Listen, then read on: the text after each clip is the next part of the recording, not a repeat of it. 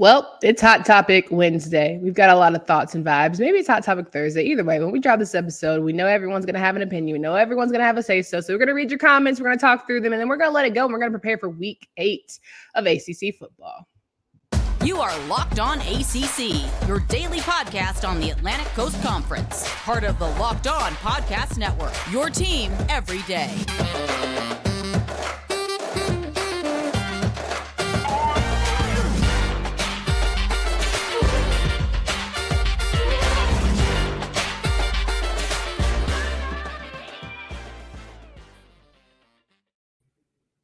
What's going on, everybody? Welcome to today's edition of Locked On ACC. I'm your host, Candace Cooper, joined by Kenton Gibbs of Locked On Wolfpack.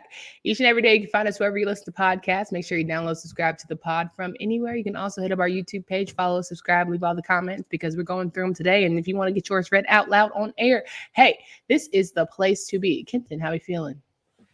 I'm feeling great as always. You know what I mean? It's a great day to talk some ACC sports.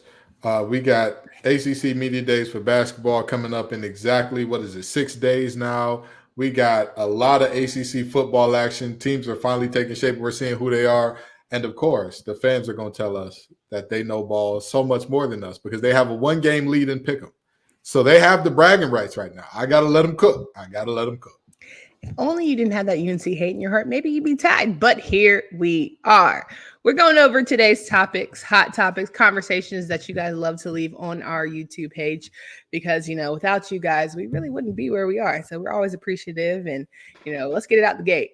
This UNC Miami game. Speaking of being a little bit of a UNC hater, someone wants to let us know. Yeah. Brett at 8078. Okay. Mm-hmm. If UNC struggled versus Miami front seven, you can rest assured they will struggle even more at Clemson and versus FSU in Charlotte if that's the ACC title game. Clemson's not making an ACC title game. Let's just be clear about that. No, but they got to play Clemson. Yes, absolutely. Like I don't really know what you want us to say to that, but I will say this. Miami's front seven is a lot better than people give them credit for. Their problem is not talent. Their problem is gelling as a team and coaching. But what do you want them to do? Do you want to get them on, remember the Titans, go in the woods and do, one of them runs and, really, show each other the kumbaya? At this point, we passed that. No, what I want them to do is understand when you're up by a certain amount and all you got to do is take a knee because they out of timeout, bend the knee, brother. Bend the knee. Get your team confident. Don't have Matt Lee crying on the sideline like that, By the way, my line brother Matt Lee just bought his first house. We went to his house. Love you, Matt. But anyway, don't have my main man Matt Lee crying like that on the sideline because he didn't deserve that. He did enough to win that ball game. He did enough. The players did enough. But Mario, gonna be Mario. So with that being said, I do agree. But I will say this: while they struggled against that front seven, Omarion still got his. He still got his at a high level. So. I wouldn't say that this was an all-out hey, Miami just whooped them up front, just dominated them, just couldn't do nothing because that wasn't the case. That wouldn't be accurate. I hate UNC let Miami score garbage time points, but Miami did not get back in the game in the fourth quarter. I rolled from PJ Tar Heel. Well, you said that, not me. I never really thought that Miami was going to come back after Tez's third touchdown, but But I think it's the point that you were trying to say that they even allowed them remotely close to back in the game. Yeah, but that's what I'm saying. I didn't say that Miami let them. That UNC let Miami back in the game. You said that UNC had to let Miami back in the game. Yeah, you said.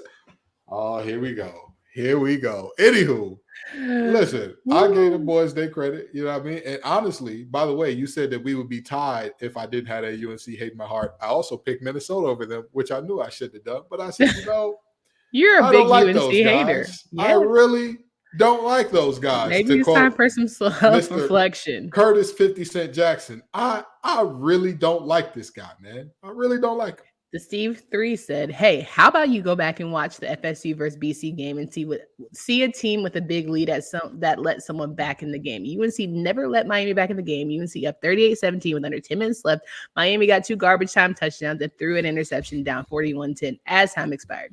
They never threatened to tie the game. Good Lord. They want you to know that, okay? If you don't know nothing else. If you don't know nothing else. Who is the you you're referring to? Say they want me to know. Boy, I'm trying to tell you. They said they want you to know that. Oh, okay. They want me to know. Interesting. Anywho, yeah, like I said, I don't like these guys, but I wasn't the one who said that Miami was back in the game. So, well, Bama Kane said we'll take 6 for now, so he's cool with where they're at, which is all that matters at the end of the day. Like I said, 1 loss turns into 2, and 2 can turn into 3. 3 can turn into 4, and 4 is a call from the AD. Don't do it. Don't listen. Don't be comfortable with 6. You better be mad at that 6. You better be calling for some heads to roll after dropping the 6. That's all I'm saying. Let's keep this UNC train rolling. Mr. So Serious 919, hell of a name. Shout out to the 919 crib. This, like the first week, they got it right. I'm not upset, but UNC will get in that number 1 seed. I guarantee it. Ooh. Tell us something. And then, nope, nose up, said no, sir. We all know FSU owns Mac, and that's not about to change. We ate the big bad wolf. Now, I ain't gonna hold you. Mac Brown would have a little bit of trouble with them boys in crimson and gold. I mean, but what is it? Here's the thing. Right thing. Yes, crimson and gold are their colors. Yes. Yeah, I believe it's maroon and gold. It might be maroon and gold instead of crimson. Garnet and gold. Garnet and gold. That's what it is. Garnet. Look at us two, just 2 dopes, not knowing colors, just all types of red. We just throwing all types of red. Look at us. Who would have thought? Who would have thought? But with that being said, I mean, I don't think that this is a 2-team race. There are still multiple teams in this race. Like, whether we want to acknowledge it or not, there are still multiple teams in this race. What are the teams in this race?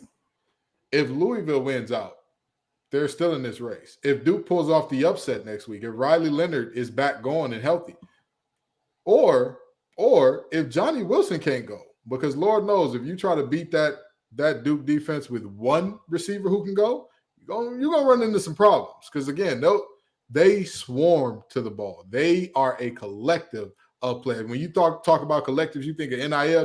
No. Think of the defense putting you in hell when I say collective on this one, because they are sending you to Dante's 9th circle. Those Duke boys, they're the devil incarnate. They're everywhere. They all over the place. So, I'm not saying that they're going to win the game, but I'm saying there are multiple teams still in it. I think that it's foolish. It's a foolhardy mission to say that 2 teams that have not shown sustained success nor ACC championship material over these past few years is now all of a sudden, oh yeah, there's nobody else. Nobody's in the running. Wow. Oh, I'm sorry. Do either one of those teams have a championship? I ain't saying mum blue word. I just said wow. I mean, UNC went. They went to the championship, but when they went, they got the doors blown off them by Cade Klubnik, who we're now seeing. He might not have been it. He might not have been the guy. Might not be the guy. Well, he could have what was that quarterback that got replaced? Kelly Bryant? Brian Kelly? What was his name? Yeah, Kelly Bryant. On the Mizzou. Yeah. Mm-hmm. He might have one of the moments. Straight to the point, said, why would y'all ever have Louisville at number 1? This show is trash. FSU is number 1, period. Ooh. Well, let me ask you this. At the time when Louisville beat Notre Dame, who looked like the better team, LSU or Notre Dame? Come on. LSU still can't stop it running up. Me and Candace could play against LSU, and I think we could get in the end zone. I think we can get in there. Come on. You put us with a Division I, a capable SEC offensive line. I know I can get in the end zone. You know what I mean? I know I could. If me and Candace on the zone read, she pull that thing the right way, we might be able to get on in there with Candace, okay? So, that's all I'm saying. Well, Miss Carla had our back, period. She said, Absolutely. Now, if they watched, they would have known you put Louisville at number 1 for beating Notre Dame 2 weeks ago. They must not be an everydayer. And ain't, okay, period. Sam said, even with beating Notre Dame, that didn't deserve the number 1 spot. Even trying to tell these fools Louisville is fraudulent AF. Well, here's the thing. No team on these lists, and let me make this clear and I'm going to touch y'all's shoulder when I say this. Friends, no team on this list is above reproach. All of these teams are just teams. If Florida State goes and lays an egg in the doke against Duke next week, you think they're going to stay at number 1? If UNC gets the doors blown off against Clemson, you think they stand in the top 2? What do y'all think these teams? We are ranking them based on what they have done and what we see, not projection. Well, UNC plays Virginia first. So I'm sorry. Let's get past that. Oh, I'm sorry. Because if Tony finds a way to pull off the upset, okay? If they are playing feels good in the stadium after Tony has done it again, shout out to those of y'all who got that reference. The reality is, guess what's going to happen to them? They're going to drop like a rock. So what are we doing here? If you struggle with UVA, you're going to drop like a rock, which we've seen from other teams. Relax. Oh, Willie okay. said it best. Right. BC was a fumble punt recovery and about 2 minutes away from being ranked over FSU after they were giving the Noles that business up in Chestnut Hill. Whew. Well, that's a mic drop for me because I mean, listen, y'all see where BC is on our rankings. They're climbing. Halfley is they fighting. They battling because they know when he go, whoever come in gonna say, I bought my luggage. And it may not be Louis, but it may be Goyard. It might be Coach. It might be Coach. Okay, it may be Chanel. It may not be Louis, but it'll be good enough. Chanel and Louis are kind of the same level, so Coach. Oh, I thought Chanel was like below Louis. I don't know. Look, and not in my bracket, so I don't know. Yeah, both of them beyond me.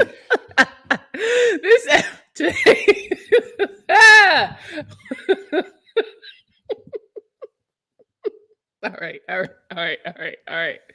Today's episode is brought to you by Jase Medical. Empower yourself when you purchase a Jase Medical case, providing you with a personal supply of 5 antibiotics that treat 50 plus infections.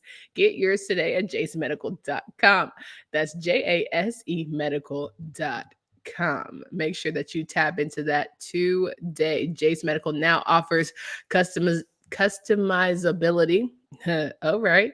For your Jay's case with dozens of add-on medications. Choose the medications that best fit if you and your family have unique needs. Right now, you can buy a gift card for your family and your loved ones so that you can get a Jay's case, that they can get a Jay's case of their own.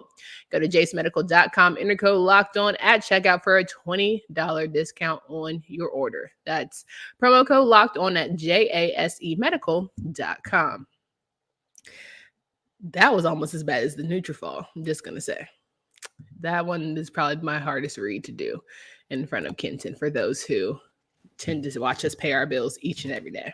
Well, I don't mind the Jase case. You can go ahead and pump the Jase case. No, I'm saying that was hard for me to read through. I was laughing about the Chanel and the Louis. No, I get you. I get what you're saying. I get what you're, because it was a key at the Nutrafol and it's a key at the Chanel and the Louis and us not knowing which is what.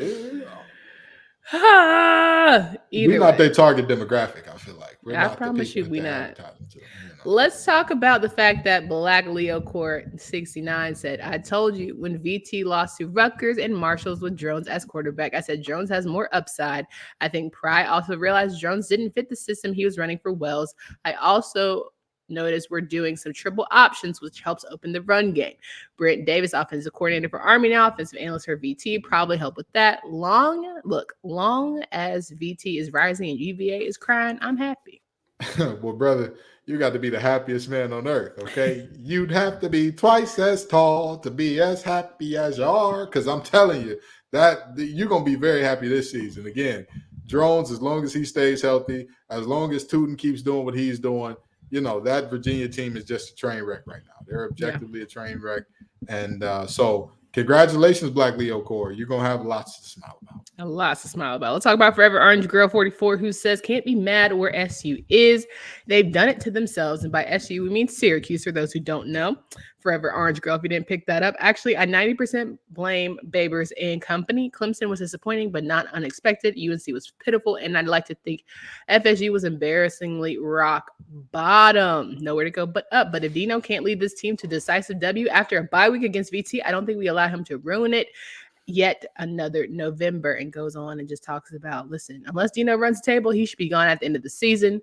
Okay, I'll concede maybe one more loss, but how much perennial mediocrity can you expect the fan base to suffer through without any demonstration of trending upward? That was a good what? That's not even mediocrity. No, I agree with her overall. Okay, I disagree that it's mediocrity. Okay, this is bad. This is not good. This is I understand. I understand. You know, them Syracuse fans are playing "Take Me to the King" because truth is they tired. Yeah. Options are few. They all burnt out. But Dino Babers, where are you? Because I'll tell you where you're not going to be pretty soon. You ain't going to be up in Syracuse no more because, you know, it's – I'll tell you this much. We can talk about the clock management moments that Dino has blown, which is bad, but the inability to recruit and retain good players. I mean, it's hard to recruit to Syracuse, New York. You going to Syracuse? I'll tell you what.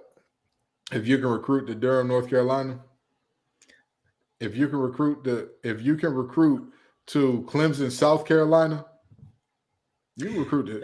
No, because if you think about it, there's a more of a rich, you know, tradition of football. Oh yeah. I'm not saying from a tradition standpoint. I thought you were just talking about from a geographical location and what's around and how they look. Now, if you're talking about, if you're there going to play football and there's like things to do because you get that, you know, Southern environment, the Southern hospitality, Big Mama gonna cook for you. You know what I'm talking about? Like you get all of that. That would lead me to Clemson, South Carolina, but Syracuse, New York. Now I got to deal with the cold and I got to deal with people with different little attitude. I don't think that was for me. Whose Big Mama is cooking in Clemson, South Carolina? Are you sure it's not Meemaw cooking? Feels like Meemaw would be cooking in Clemson. That's neither here nor there. That's neither here nor there. That's not important. What is important is at the end of the day, Dave Clawson is recruiting fine enough to keep his job. Dave Clawson is recruiting fine enough to win him an average of 7.5. A Wake Forest degree, and you know Winston-Salem. A Syracuse degree? Stop playing. One of the best multimedia complexes for journalism in the world. But you know, most, business degrees. And Syracuse Business School is playing. Stop playing. Stop. Get on out of here. Get on out of here. Stop playing with me. Syracuse, for all the things that they are not. You are not. They one of them ones academically. You can get basketball. Exactly. They're not even a football school. They're a basketball school. And Wake Forest isn't? Are they a school of athletics? Who's the best basketball player that you can name that went to Wake Forest? I'll give you two. Who's the best two? And Chris Paul. Tim Duncan and Chris Paul. Okay. Now, who's the best player to ever come out of Syracuse? Give me two. Give me your top two. For basketball? Yeah, for basketball. Give me your top two. Carmelo Anthony and Raheem Christmas. Ladies and gentlemen of the jury, I rest my case. My case is resting real peacefully, okay? Who else can you name out of Syracuse? But that's my point. Neither one of those schools are Carmelo football. Anthony. But neither one of those schools are football schools. Wake Forest is not a football school either. People don't think about Wake Forest and say, "Oh man, that football team, they got." They don't think about their athletics. What are you talking about? But when you look at the history of who they are, the legends, the all-time greats were on that basketball court. They were in a microwave generation. Honestly, we live in a Pop-Tart generation, so they really don't know. Chris Paul's still playing. He's still rolling. And everybody calls him Papa and think he is Cliff Paul. What are you talking about? You know what? I'm gonna say this. He got more commercials than he got playoffs. I'm gonna say this, and I'm like, because here's the thing, okay? Mm-hmm. If you can recruit to most of the places in the ACC, let's just be honest. Most of these places are not super attractive. And that's not a knock on the ACC. Most places in the country, in terms of like recruiting, they're not super attractive. The coach makes them attractive. Makes them attractive. Even if we talk about the history and the legacy, everybody don't got the history of a Penn State. And even if you look at Penn State's entire history, there's some things in there that's like, whoa, buddy. Everybody don't got the history of a USC, a Miami, a Alabama. Everybody don't have that history. And some of them are in terrible towns, god-awful towns. They found ways to recruit. So, Well, Dino, listen, either way he going. So, we don't even have to worry about Dino no more. It's the next coach that has to figure out, what can I really bring to Syracuse? Cool. Mm-hmm. Well, I just want you to read this one because I just want you to know you're not invited. Greg H4031 said, Candace, we got to get you to a Knowles game at Doak. Lots of great tradition in the ACC, but you get to experience the planting of the spear, the excitement of a rivalry game. In my biased opinion, there's nothing like it. Oh, and you say Candace Kenton. I just want you to know Greg invited me. More power to him, All right, I just want you to know. Hey, Greg, do your thing, player. Do your thing. You know what I mean? Hey, more power to you. Is he gonna do his big one? I really hope if I go to Tallahassee, it's the big one. Jesus Christ. Do not let old people learn new words. Don't let it happen. Don't let it happen.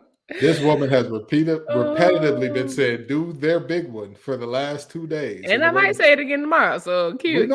We All know. right. Again, As long as you this do. why we can't let that 35 plus crowd. This is why you can't let them learn nothing. Don't ever disrespect me on this show like In that. the words of Teddy Ray, you 36. You Don't 36. ever disrespect me like that ever again in your life. 1, 2. I would love to come to FSU game. It's actually on my list. So all the FSU fans who hate us, it's fine. I can't wait to get to dope. Cannot wait to be a part of those rich traditions. Actually, my niece is very much her little FSU. I'll actually throw that up one day. She has a cute little FSU Seminole outfit. She's adorable. And her mom's a really big FSU fan. So I would love to just come and sell it in fellowship. So whoever wants to invite me, I'm ready to go. Yeah. Maybe I'll see some of y'all at the ACC championship. Yeah. Here you go. That sounds great. That sounds great. Sounds Are you coming? Time, Candace. I mean, sure. If I get an invite, You didn't, but like maybe next time. All right. So Delvito Johns 8408. That might not be his name, but we're gonna go with that today because that was giving a little royal. I don't know. He said, "I agree, Kenton. You should be a solid all around if you want to be a top 15, top 10 team. You also find ways to win games like Louisville lost. They did everything to lose the game. Pittsburgh actually kept giving them opportunities to win." Yeah, I agree. I at no point did I say Pittsburgh played the perfect game and there was no way for Louisville. Listen, I said Jack Plummer pissed down his leg, but I will say this. Mm-hmm. It was a little bit of confirmation bias because yes, Jack Plummer did piss down his leg a little, but his wide receiving core did not help. His tight ends did not help. His pass catchers did not help, but he still pissed down his leg. That was still very much so a clean up on aisle 6 moment for him. Very much so. Let's talk about our friends here at FanDuel. All right. Listen, each and every day, snap into action this NFL season with FanDuel, America's #1 sportsbook. Right now, new customers get $200 in bonus bets guaranteed when you place a $5 bet. That's $200 in bonus bets, win or lose. If you've been thinking about joining FanDuel, there's no better time to get in on the action, get spreads, player props, over-unders, and more. Visit FanDuel.com/LockedOnCollege to kick off the NFL season. FanDuel is the official partner of the NFL. And it's time for our friends at eBay Motors to let us know passion, drive, and patience. What brings home the winning trophy is what keeps your ride or die alive. Okay. eBay Motors has everything you need to maintain your vehicle and level it up to peak performance, from superchargers, roof racks, and more. With over 122 million parts for your #1 ride or die, you always find exactly what you're looking for. Because with eBay Motors, you're burning rubber, not cash. With all the parts you need at the prices you want, it's easy to turn your car into the MVP and bring home that win. Keep your ride or die alive at ebaymotors.com. Eligible items only. Exclusions apply. eBay guaranteed fit, only available to U.S. customers. Kenton. It's time to talk through some more of these comments. And they said, Kenton, these kids ain't seen a Miami chip. Them rings dusty. They never seen them win an ACC title. Nah _K said what he said with his whole chest. Hey, listen, I'm gonna say this. Okay, if you're on a college team right now, that means because of COVID year, you're somewhere between 18 and 24. Okay, if you're 24 years old right now, that means that you were born in 99, sometime in 99, when Cash Money Records was taking over. Right. The reality is, they were not cognizant enough to remember the last Miami chip, which I believe would have happened when they were 3, unless they were in Miami and it meant a lot to them. I'll give y'all that. I'll concede that I was wrong there. These kids have not seen a Miami chip. You're absolutely right. With that being said, Miami, get these kids to see one of y'all chips. What are you doing? Do you think they're going to do that with Mario? Mario, what are you doing? I think, here's the thing. I don't know what Mario is on, because objectively speaking, he was better at Oregon. He was just a better coach, it seems, at Oregon. Granted, he did the same thing with not wanting to kneel the ball out and losing the game that way, absolutely. But he got it. He got Oregon a couple conference championships. Brother, what are you doing? Well, the ACC is not getting worse. So I think that's also a piece of it, right? Like, we've all been saying, like, oh, Miami's so great, but have they won an ACC championship yet? That's a no, dog. But you look around, like, nobody's around here like, yeah, let's let them win one. Like, nobody's letting them do anything. It's nothing. No. People are just only getting better. And you got team. I mean, like, Duke football. Come on. They got people over here vying for opportunities and saying, like, we're just going to keep elevating the conference for as long as we have it. Because going into the summer, we might not have anybody. So who knows? But nobody was letting Oregon win one either. The Pac-12 was weak at that time, but nobody was letting them win when they went out there and did what they had to do. But I feel like Oregon's more of a well. Here we go. I'm not about to say that. I'll keep that. All right. Well, I was gonna say Oregon more of a football, but no. I don't feel like having that argument today. No, Oregon's a football school. 1,000%. More than Miami. Ooh, no, absolutely not. Miami is one of the ultimate football schools.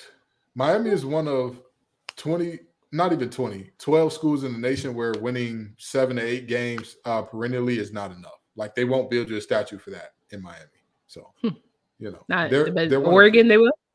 No, I'm saying both of those two are in that category of, like, they're in that zone of, I think they're on about the same level, even though Oregon doesn't have a national championship since, or do they have one? I don't know if they ever won one. They are a conference of champions, so it wouldn't surprise me. But either way you cut it or slice it, I know for a fact Miami has more national championships than Oregon. I know that for a fact. I don't believe Oregon has one. If they do, it was when the helmets were soft. Yeah. So, oh my God. The reality is very simple. Miami is a team that again, rich tradition. 8 games perennially is not enough to get you an extension, not enough to make you beloved by the fans, not enough to make you remembered by the fans. So, Mario, do something. Make something shake. Come on.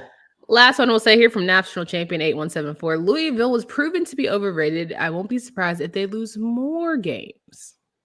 I agree. You think they got more to lose? This is all about Jack Plummer. This is all you put a lot of pressure on the plumber, on the technician. Because everybody, first of all, don't call him no technician now. I'm a technician. That's what a plumber. We don't play about technicians around here. Okay? That's a plumber. That we don't play about. Isn't that a trade?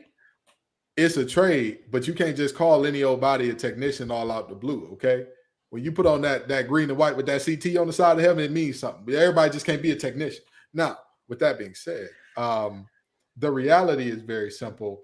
I put a lot of pressure on him because every other part of his team performs well for the most part, a majority of the time. And like I said, he would need 5 elite performances. I'm not saying, and here's the thing, I didn't say, y'all notice I never said Jack Plummer has to be elite every game of the season in order for this team to get done with it. Has he even had 5? Has he had 3? But that's my point. This team has he had 1?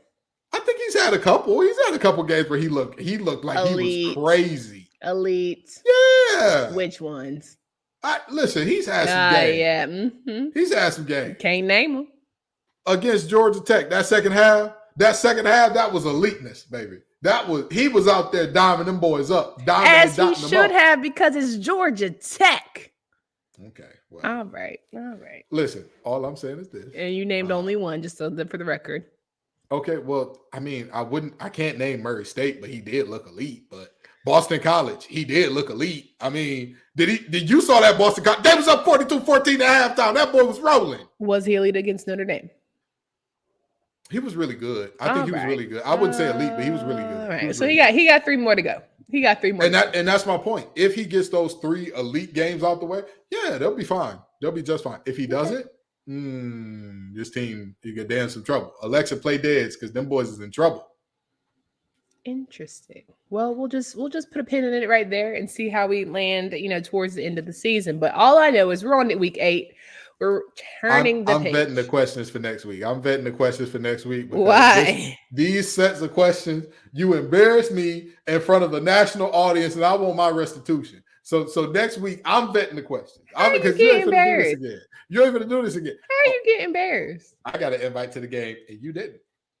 I just saw him. I just read my name. Let's talk about all this UNC hate your heart and how wrong you are. So you embarrassed me in front of... I didn't even read the one that said your Kenton, your hate didn't prevail and your pack got blew out by Duke. And you did read that one. But you did actually read it. You did. Don't worry about it. See, because to embarrass me in front of the nation is one thing. But to embarrass me in front of Carla, Miss Jenkins, to embarrass me in front of Miss Jenkins, don't worry about it. I'm coming back next week. And guess what? I'm reading the question next week. I'm picking the question next week. Go for it. Can't wait, because you don't even like reading them. Because we're going to shoot it down the middle. We're going to shoot this thing fair. We're going to shoot a fair one, as the people in your age group say. Okay?